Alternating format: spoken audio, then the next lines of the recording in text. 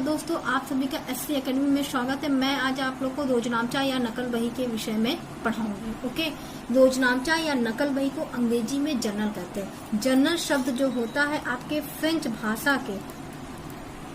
भाषा के जोड़ से बना हुआ है, जिसका अर्थ डायरी या डे बुक होता है। डायरी, डे बुक या दैनिक पुस्तक भी इसे कहते हैं। ओके दोस्तों, आपको समझ आया ना। रोजनामचा या नकल बही को अंग्रेजी में जॉय कहते हैं, जर्नल कहते हैं। जर्नल फ्रेंच भाषा के जोड़ से बना है, जिसका अर्थ डायरी या डे बुक होता है। इसे दैनिक पुस्तक के नाम से भी जानते हैं। यह प्रारंभिक लेन देन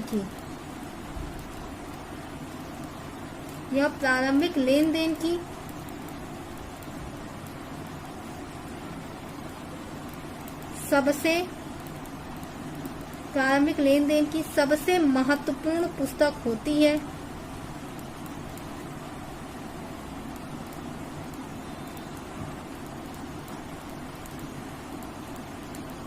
इसमें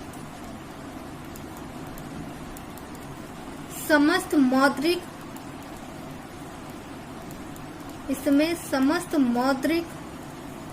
व्यवहारों का क्रमानुसार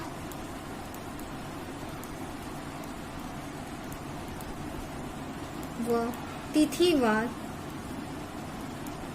लेखा होता है। ओके दोस्तों, यह जर्नल रोजनामचा क्या है? वो जर्नल की सबसे महत्वपूर्ण, प्रारंभिक लेन देन की सबसे महत्वपूर्ण पुस्तक है। इसमें जितने भी लेन देन होते हैं, यानी समस्त लेन देनों का समस्त मौद्रिक व्यवहारों का क्रमानुसार तिथिवार लेखा होता है। क्लियर बात। रोजनामचा के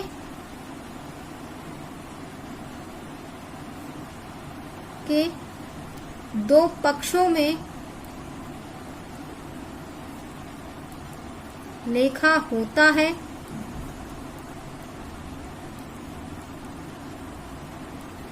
एक पक्ष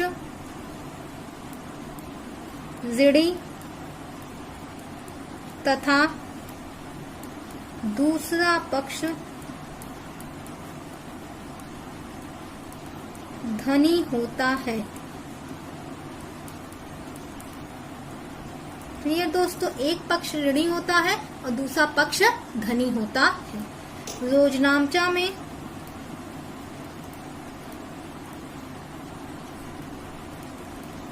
लेखा लिखने के ढंग को, ठीक है, लेखा लिखने के ढंग को प्रविष्टिकरण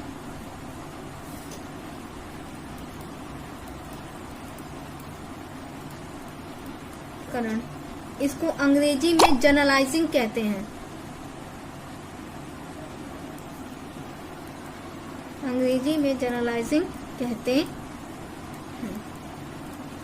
ओके दोस्तों, अब परिभाषा की बारी आई।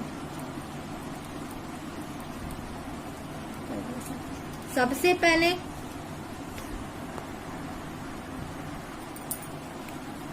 वेबस्टर शब्दकोश के अनुसार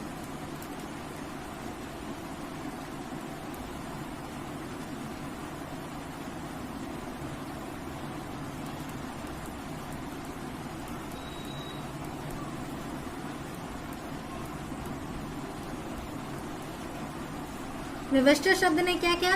रोजनामचा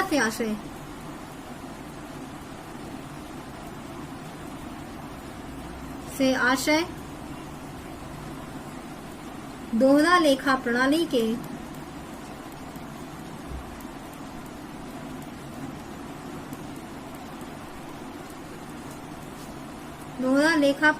की मौद्रिक प्रविष्टि बही से है।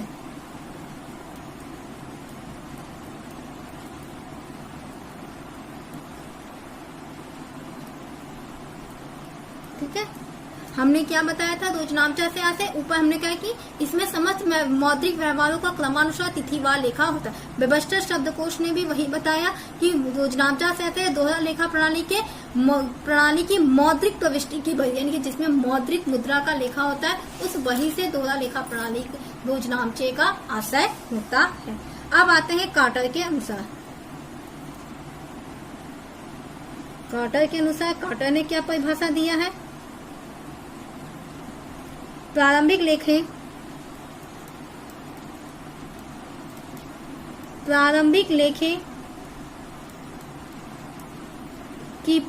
की उस पुस्तक को जर्नल कहते हैं। उस पुस्तक को जर्नल कहते हैं जो कच्चे योजनामचे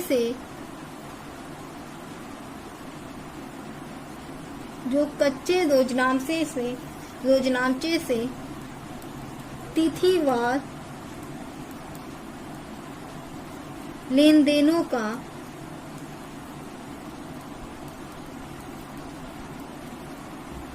लेखा किया जाता है। तिथिवार लेन देनों का लेखा किया जाता है।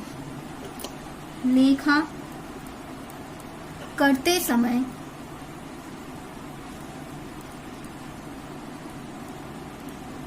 समस्त लेन देन को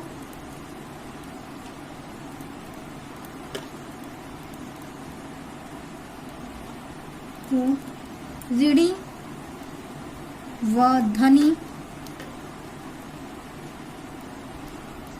समस्त लेन देन को ऋणी व धनी वर्ग में बांट दिया जाता है।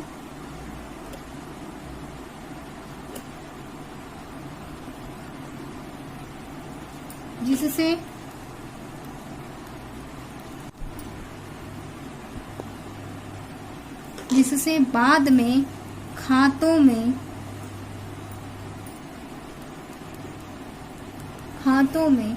लिखने में सरलता रहे।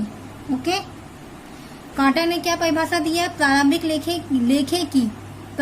की उस पुस्तक को जर्नल कहते हैं जो कच्चे योजनामचे से तिथिवार लेन देनों का लेखा किया जाता है। प्रारंभिक लेखे की उस पुस्तक को जर्नल कहते हैं जो कच्चे योजनामचे से तिथिवार लेखा किया जाता है। लेखा करते से समस्त लेन देन को ऋणी व धनी वर्ग में बांट दिया जाता है, जिससे बाद में खाता तैयार करने में सरल। हम लोग योजनामचा के प्रारूप यानी कि स्वरूप के बारे में पढ़ेंगे।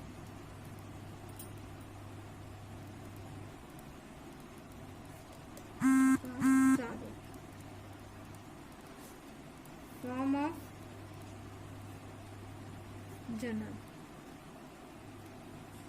ओके, इसमें 5 कॉलम होते हैं। सबसे पहला कॉलम आपका डेट होता है, ठीक है।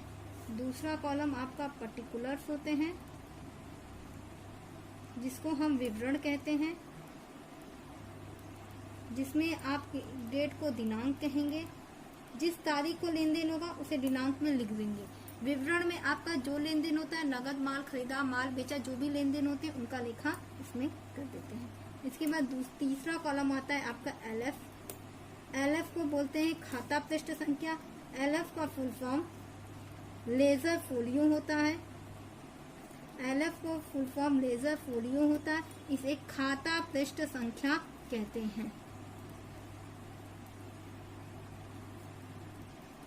प्रत्येक लेन देन के खाते किस पृष्ठ पे है इसमें लिखा जाता है। नेक्स्ट कॉलम होता है आपका अमाउंट का। अमाउंट का मतलब होता है धनराशि। अमाउंट का अर्थ होता है धनराशि। अमाउंट के 2 कॉलम होते हैं। ये अमाउंट डेबिट है, इसको डीआर कहते हैं। ये चौथा कॉलम है। डीआर का फुल फॉर्म होता है डेबिट, जिसे ऋणी, और शॉर्ट फॉर्म होता है डी और आर। दूसरे अमाउंट को भी धनराशि कहते हैं। डेबिट का अमाउंट डेबिट कॉलम में, क्रेडिट का अमाउंट क्रेडिट कॉलम में कहते हैं। ये हमारा 5वां कॉलम होता है। इसको CR कहते हैं। इसे क्रेडिट का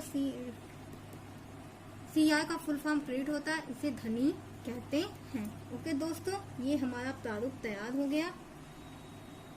ठीक, योजनांचा के 5 कॉलम हो गए। Date, particulars, LF, amount debit और अमाउंट क्रेडिट। डेबिट को DR और क्रेडिट को CR से रिप्रेजेंट कहते हैं। एंड